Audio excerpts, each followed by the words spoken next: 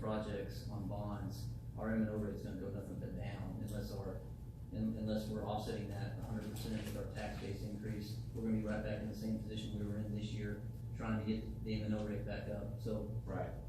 Yeah, so there will be this future discussions to be had on how they're funded, what the impact of that is on our tax rate. I mean, we have for instance, with the developments that are being proposed, 10-year build out is another 1.2 billion, I think. It's not all gonna happen in 1 year, but the fuzzy math of, the impact of 1.2 billion is, using round numbers, 50-cent tax rate is 600 million or $6 million annually, which would fund about $100 million in projects if you use all of that to that. Now, we're not proposing to do that. This is just a kind of theoretical discussion tonight, but our point is our spending many times occurs on the heels of development that hasn't yet, hit, because things are, we spend the money ahead of when they come on the tax roll. But most of the time, we have that visibility and assurance. West Travis Street is an example. We talked about this 3 years ago thinking, hey, the school is kind of looking at building a new high school. I wonder if they're gonna do that. Well, let's start planning for that. And here we are now. If we didn't start planning and put that on the CIP years ago, then West Travis wouldn't be ready for the high school that's scheduled to open a year from now. So we try to do this balancing act of planning ahead through a 5-year plan like this, knowing that the timing of it and the nature and extent of the projects change some, but we gotta, by charter, we gotta have some plan out there. And so this is our attempt at kind of casting a vision for the things that we might see over the next few years. So in this coming budget year, my math shows about $31, $32 million worth of projects out of the proposed tonight. So less than 20%. Yeah, with the split of those between utility fund and general stuff. But the things that are in here for the 2020 fiscal year, you just approved five minutes ago, and the funding source for those is already there. Understand? Okay. I just have a hard time thinking that we will go back and approve $42 million next year. Right. Yeah, but we'll, you're not, the beauty is, we're not approving that tonight. I get it. I just hate to put the plan out there Yeah. I digress. Yeah. Any other discussion, council?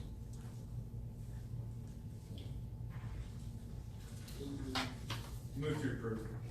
Second. Okay, motion second, all in favor? Aye. Any opposed? Nay. One opposed, motion carries, thank you. Right, 6512F3, awarding a proposal to and authorizing execution of a contract with Corgan for aviation planning services for the Sherman Municipal Airport Master Plan Phase 2 project. Eric? The city contracted with Corgan for phase 1 of the Sherman Municipal Airport Master Plan. The study was to assess the current the current conditions of the airport and develop goals and objectives for airport development. Staff would like to proceed with phase 2 of the master plan to develop a capital improvement plan and other operational plans at the airport. The cost is $75,000. Okay. Council discussion, questions? This item, in this phase 2 project. I'll move to approve 6512. Okay, motion second, all in favor? Aye. Any opposed? Motion carries, thank you. 6513, awarding a bid to and authorizing execution of a special warranty deed with Sky Trust LLC for the sale of city-owned real property in the 1700 block of South Gribble Street. The city accepted bids on the sale of 9 acres for an aviation-related development. SkyTrust has submitted a detailed plan for development. You can see they're west of the airport. This gives the city some opportunity to acquire some property for some right-of-way to construct Lake Street, which is on the south side of the airport from Highway 75 to Highway 11 as part of the master thoroughfare plan. So it's really two separate transactions, it's not a swap. We're selling that 9 acres and SkyTrust owns the land south of that 9 acres, some of which we'll need for the right-of-way for Lake Street. So we'll be acquiring. It's in this area here, right? Right, we'll be acquiring some of that for our thoroughfare. And he needed additional property for his development. So it's kind of a win-win situation there. We get our right of way, he gets his development. What's the cost per acre, and how do we come to that? He proposed 12,000 an acre for that 9 acres, and we'll be acquiring the right of way for the same price. I have a question, and that is, Mary, you said that that would be for us to have a thoroughfare from Lake Street over towards Dewey, correct? That's correct. I thought that Lake Street, that was gonna become part of Park. Can you explain that It to is. me? It is. Okay, you're gonna change, okay.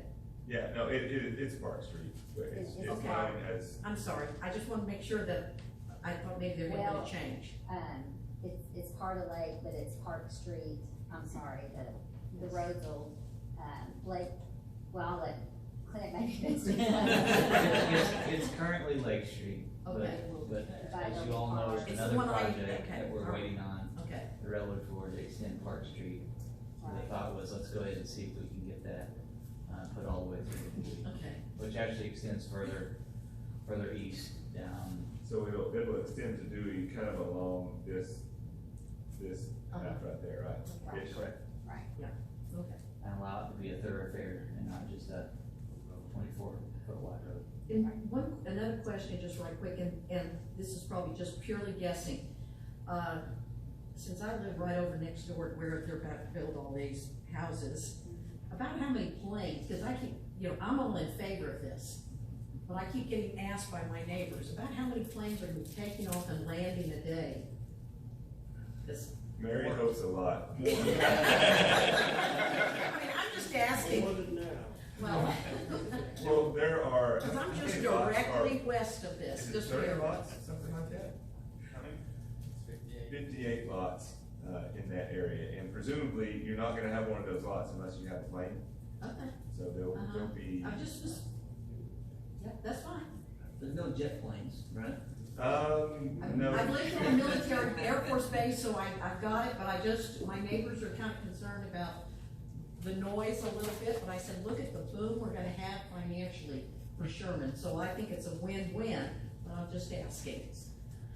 Thank you. He is planning a restaurant in his development, so tell them maybe they'll get a good place to eat. Trade off. Any other questions, council? Make a motion to approve 6513. Second. Motion second, all in favor? Aye. Any opposed? Who's the second, please? All right, Linda, go to 65-154, please.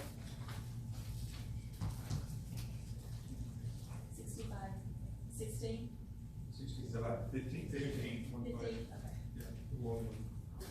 A resolution of the City Council of the City of Sherman authorizing the acceptance of a conveyance document from SSC GC Holdings LLC for the conveyance and acquisition of 5.214 acres for right-of-way for West Travis Street and 2.626 acres of adjacent property totaling 7.84 acres of land, more or less, in the Elizabeth Jones Survey Abstract Number 625, being more particularly described in the Exhibit A attached hereto and made a part hereof for all purposes. Property being located in the city of Sherman, county of Grayson, state of Texas. Further, the city agrees to transfer title via conveyance documents for the following properties lots 12 and 13, block 1, lot 20, block 5, and lot 1, block 15, all of Randolph Heights Edition, volume 203, page 326, deed records, Grayson County, Texas, for the public purpose of the development of low-income or moderate-income housing per local government code section 272.001G. Finding that the meeting at which this resolution is passed was noticed and is open to the public as required by law. Okay, thank you, Linda. Clint, I'm gonna go to you and get you ready. Go ahead. So this is authorizing us to purchase the final piece of right-of-way that we need for West Travis Street. There's a 5 acres of right-of-way, and then there's about a 2.5 acre remainder that we're separating out of the property for SSCGC Holdings. We did use the amounts that we had negotiated with Acutech, which is to the south, and then Panda, which is to the west, who we had to acquire right away for Travis Street. Those happened probably 12 months ago, and the Pandas was about 6 months ago. And so those help establish the value of the land, and then we also negotiated the sale of these additional lots. And this is the last piece of right of way that we need for West Travis Street. In the negotiations of the extra lots, these are lots that the city acquired at some point in the past. They have not been on the tax roll and have been no use to the city. There's no reason for us to hold these lots. We were able to offset some of the cost of right of way for the value of the lots. There was a typo in the caption and in the original resolution that was circulated. There's 5 lots instead of 4. There's actually another lot, lot 1, block 2 of the Randolph Heights edition. So if you make a motion to pass this, I'd ask that you to pass it with the addition of lot 1, block 2. And these lots we put on the back on the tax rolls as low to moderate income housing.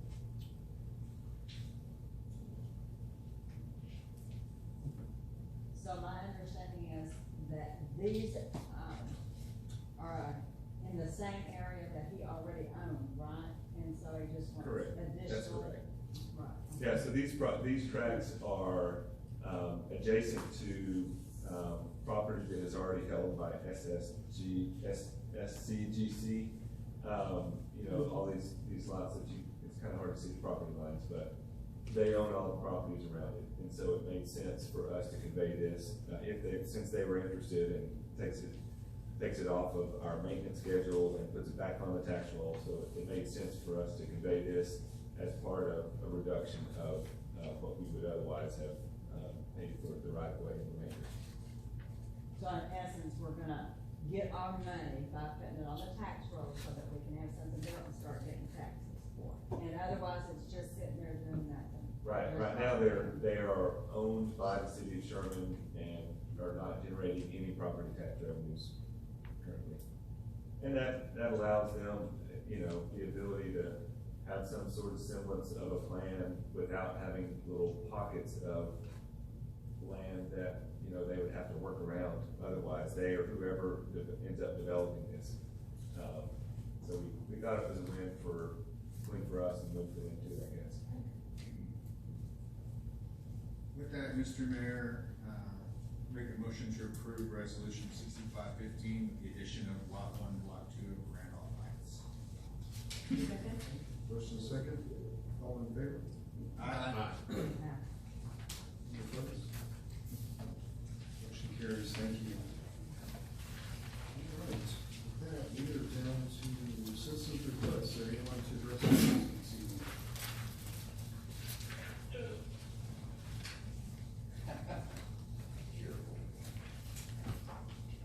Peter Tracy, 700 South Valentine. I brought Clint the little street sample over there, and that was a thick piece that I pulled out of that street. A lot of it's a lot thinner than that. I mentioned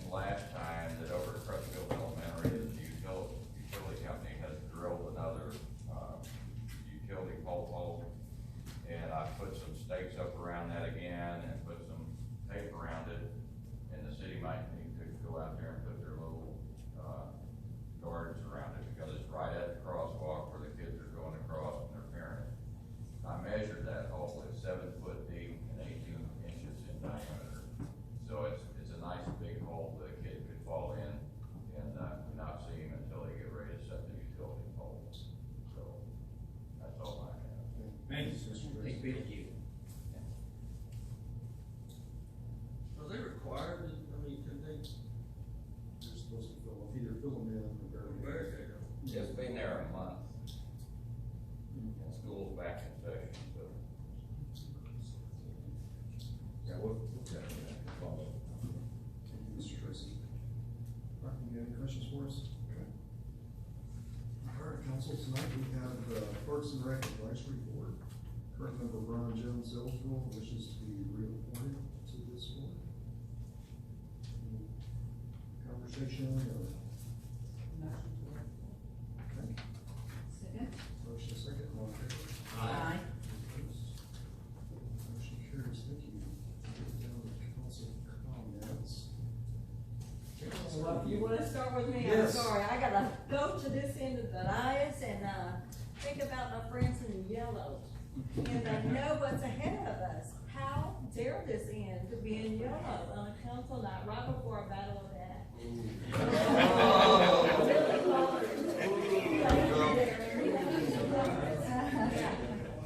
And then back to the serious note.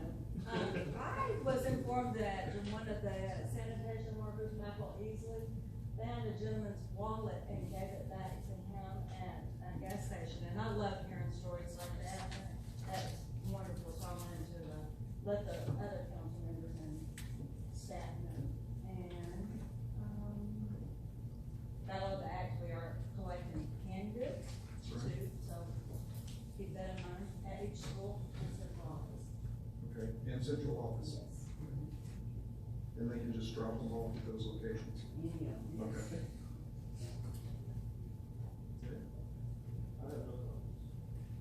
With our, just a quick comment that all of us probably know, it's hot outside. So, like, nobody's noticed, please, check on your neighbors, especially if they're senior citizens.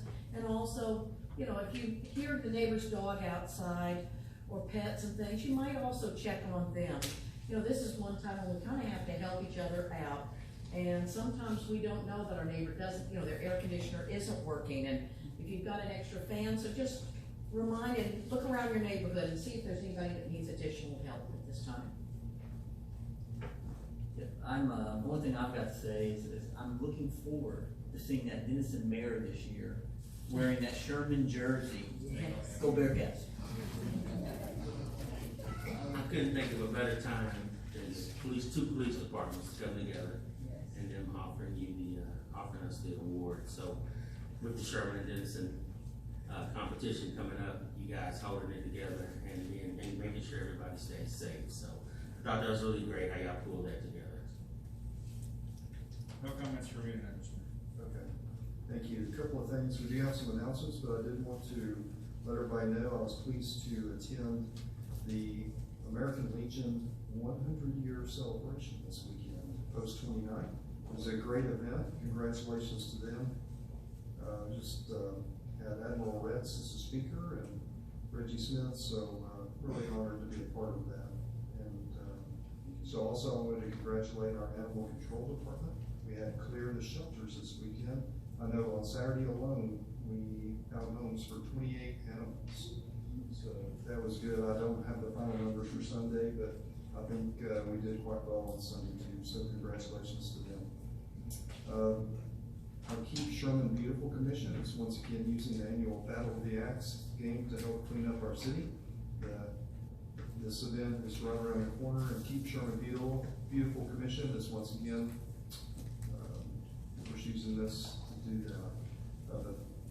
To be held Saturday the 24th, and we'll go head to head to see who picks up the most litter. So get that on your schedule. So if you haven't already, on Friday, August 30th. SISD will hold its annual Spirit Day prior to the big game. Bring the whole family and enjoy all the festivities, including bounce houses, snow cones, and special performances by our cheerleaders. The band and our percussion group is going to be there. They'll kick off at 5:30 right here across the street. And don't forget, it's going to be televised on Fox Sports Southwest. So a lot of activity. And then we're 1 month away from the Sherman Arts Fest, one of the biggest events of the year, and it'll be held on Saturday, September 21st, right here at Lucy Kidkey Park, with a lot of exciting vendors and fun games for the whole family. So be sure and put that on your calendar as well. Okay, the city council will now hold a closed executive session pursuant to the Texas Open Meetings Act at section 551.071 to consult with the city attorney concerning pending or contemplated litigation and on a matter in which the city attorney's duty under the Texas disciplinary rules of professional conduct of the state bar of Texas clearly conflicts with this chapter in section 551.074 to consider personnel matters and section 551.087 to deliberate regarding economic development negotiations. So at 5:58, we'll dismiss into executive session.